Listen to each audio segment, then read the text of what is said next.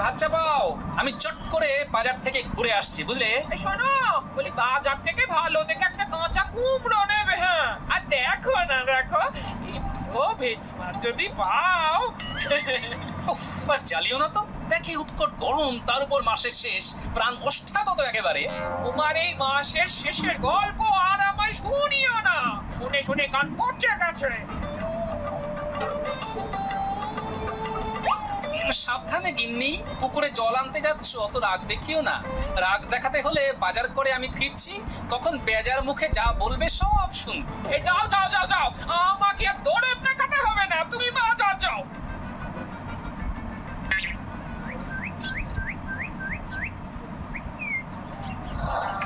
ধুর, কিছুতেও শান্তি নেই, কিছুতেও শান্তি নেই। ধুর, পুকুরে ঠান্ডা জলে একটু পা ডুবিয়ে বস।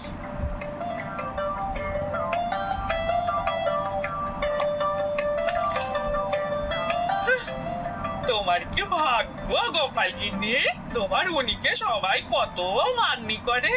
ওই মান্নি নিয়ে ধুয়ে খেলে হবে?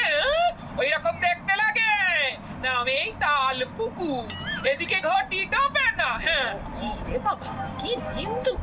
আমরা সবাই কত গোপাল দাদাকে সম্মান করি। আমরা কিন্তু সবাই বলা বলি করি, আমাদের গোপাল গিন্নির কি ভাগ্য। হ্যাঁ ভাই, ওই রকম মনে হয়, ওপর থেকে ভেতরে ঢুকলে বুঝতে পারবে। কত ধানে কত চাল। হ্যাঁ,